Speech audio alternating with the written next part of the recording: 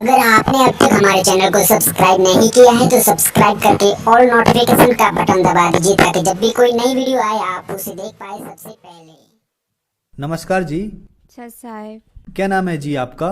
लक्ष्मी दासी। लक्ष्मी जी, आप कहाँ से हैं? जिला बरेली, ग्राम नंदगांव, उत्तर प्रदेश से। संत रामपाल जी महाराज से नाम दीक्षा आपने कब ली? सन 2019 फरवरी में ली थी। संत रामपाल जी महाराज से नाम दीक्षा लेने से पहले क्या आप कोई भक्ति साधना भी करती थी?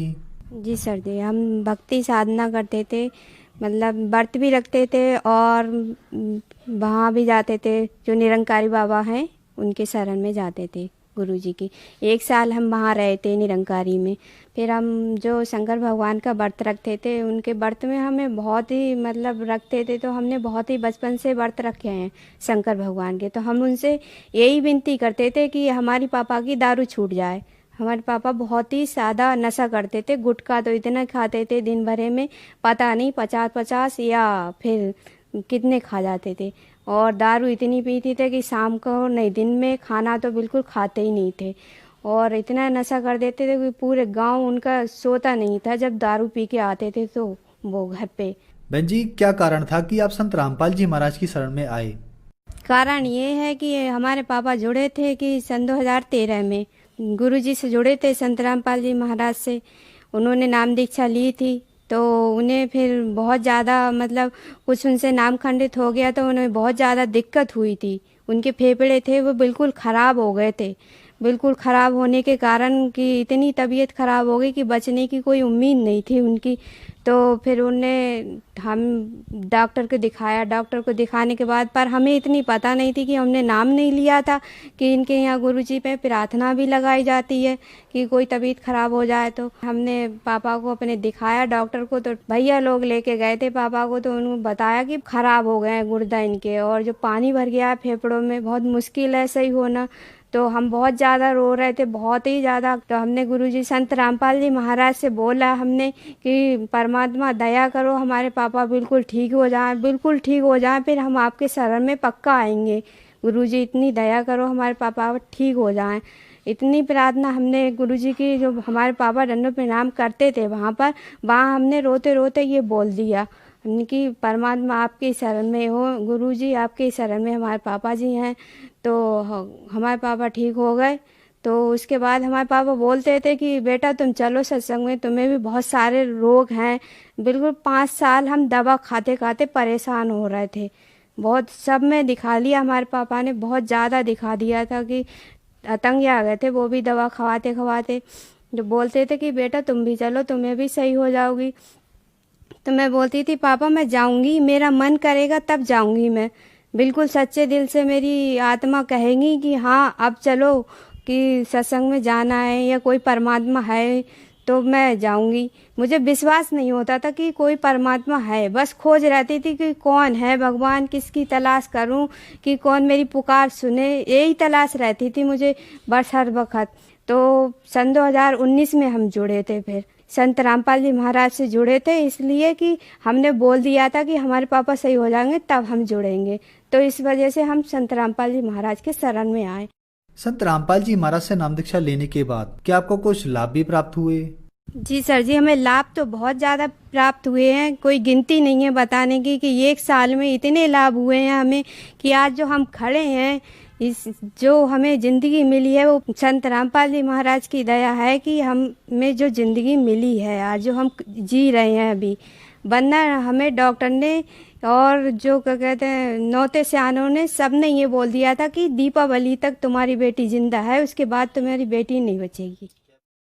ये बीमारियां हमें एक डॉक्टर ने बोला था कि तुम्हें मतलब कैंसर है, उसका ऑपरेशन कराना पड़ेगा। और हमने जहाँ दिखाया था नौतो सयानों को, जहाँ दिखाया था वहाँ यही बोलते थे कि तुम्हारी बेटी को बचाने वाला कोई है ही नहीं पृथ्वी पे, कि इतनी बड़ी बीमारी है इसे कि बता दूंगा तो तुम्हारी बेटी घबरा जाएगी। हमारी मौसी लेके गई थी हमारे लिए एक नौते के दौरे दिखाने, उन पे देवी आती हैं, तो हमें लेके गई तो उन्होंने छूट से बोला कि ये किसकी बेटी है, ये नहीं बचेगी, इस पे तो मतलब बहुत ज़्यादा बड़ा भूत प्रेत है और इसे कैंसर है इसकी घाटी में। तो वो बोली कि बकरा चढ़ाओ, ये चढ़ाओ, वो करो। तो हमारे अपने पापा से बोला, तो हमारे पापा तो विश्वास करते नहीं थे कि वो संत रामपाल जी महाराज के शरण में थे। बस हम ही को ये दुर्भावना थी कि कोई संत रामपाल जी महाराज कोई परमात्मा है पृथ्वी लोक पे आए हुए। बस यही सोच रहती थी हमेशा कि हम भी कोई परमात्मा को जाने या पहचाने। पर हम पुस्तक नहीं पढ़ते थे, बस सत्संग सुनते थे गुरुजी का। तो सत्संग सुनते सुनते बस ऐसे ही मन हुआ हमारा, तो हमने नाम लिया। तो उसके बाद हमें बहुत ज़्यादा लाभ हुए सर जी, हम बता नहीं सकते आप। कैंसर हमारा जब हम संत रामपाल जी महाराज के शरण में आए थे तो फरवरी में हम आए थे। उसके बाद हमें आने के बाद उसी दिन उसके बाद हमें पुस्तक सेवा मिली थी। पुस्तक सेवा हमने आराम से की, कोई दवा नहीं खाई हमने बोला अब जब हमें परमात्मा मिले हैं, जब संत रामपाल जी महाराज मिले हैं हमें, तो हम दवा हमने बिल्कुल छोड़ दी। फिर पापा बोले तुम्हारी तबीयत फिर खराब हो जाएगी, दवा खा लो, दवा खा लो। हमने नहीं खाई, हम पुस्तक सेवा में जाते रहे, आते थे सो जाते थे। पर इतनी दया की संत रामपाल जी महाराज ने कि हमें 4 महीने बाद कि इतना बड़ी मतलब जो दिक्कत थी हमारा, वो हमारे पापा लेके गए हमें डॉक्टर को दिखाने के लिए। बोले डॉक्टर ऑपरेशन होगा इसका। तो पापा ने वहाँ भर्ती करा दिया। फिर अगर ऑपरेशन से कैंसर ठीक होना होता, ऑपरेशन हो गया हमारा, सब कुछ ठीक हुआ। पर ऑपरेशन के बाद हम घर पे आए थे, अपने घर पे आने के बाद फिर दवा लेके आए थे 5 दिन बाद। 5 दिन के बाद फिर दवा लेके आके फिर हम शाम को दवा खा के सोने जा रहे थे। तो पापा हमारे घोर के दवा देते थे हमें, क्यों हमारी तबीयत बहुत ज़्यादा ख़राब थी, खटिया पे पड़े थे। पर हम संत रामपाल जी महाराज के शरण में आए हुए थे, तो हम अपना जो मंत्र जाप है वो करते रहते थे और सत्संग सुनते रहते थे कि चारपाई पे लेटी इतने ध्यान रखते थे परमात्मा का। तो उसके बाद हम जब ऑपरेशन के बाद आए तो हमने दवा खाने के बाद एक दिन अचानक रात में पापा बोले आज गोली खा के देखो, ऐसे ही आज घोर के दवा मत खाओ। कब तक खाओगी घोर के दवा? तो हमने गोली खाई। गोली खाने के बाद फिर रात के हम सो गए, अचानक ऐसे ही अच्छे खासे सोए थे। तो सोने के बाद हमें रात में 10 बजे अचानक अपने आप ब्लड आना चालू हो गया, गले में से ब्लड आना चालू हो गया। फिर वो रुक ही नहीं रहा। फिर हमने ध्यान लगाया संत रामपाल जी महाराज का, तो फिर भी नहीं रुका। फिर पापा ने जल दिया गुरु जी का, मतलब संत रामपाल जी महाराज जी का, तो उसे पी के थोड़ा आराम मिला, फिर सो गए।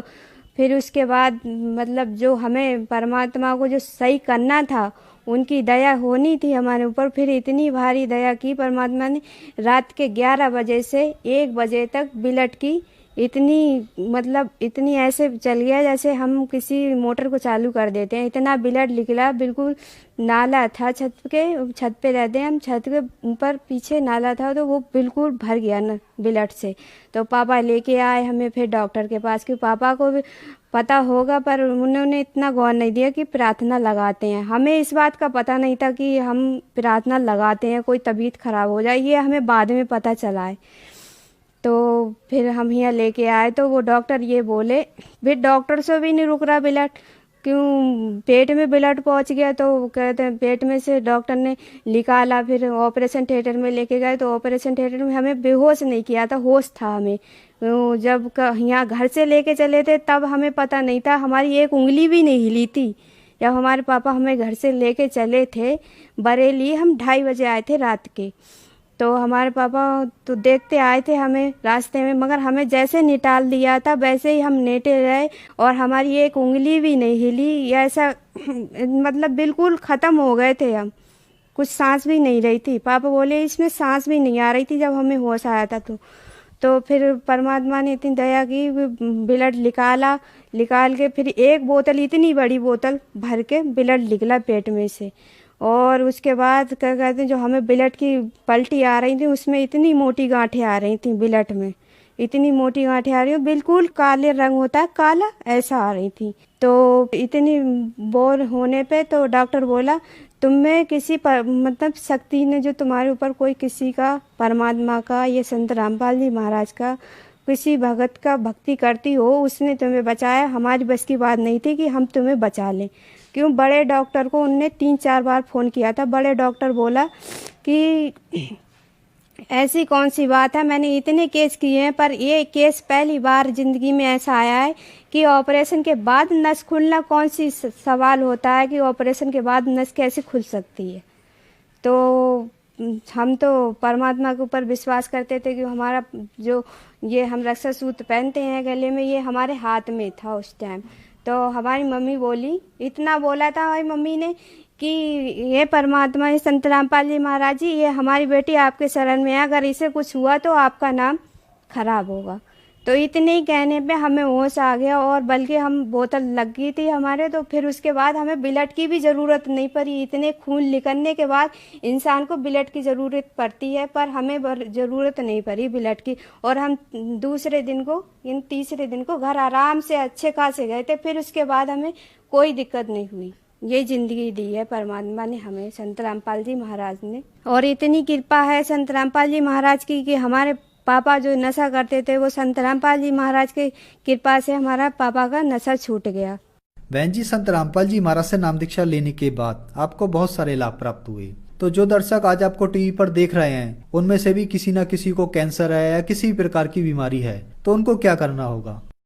उनको क्या करना है भगत जी, ये संदेश तो परमात्मा के शरण में आने से ही पता चलेगा कि परमात्मा की भक्ति करो। अगर दुख दूर करने हैं आपको, अपने कष्ट कटवाने हैं, तो बस पृथ्वी लोक पे एक ही संत हैं, संत रामपाल जी महाराज। वो सबका रोग काट सकते हैं, बाकी और किसी की बस की बात नहीं है।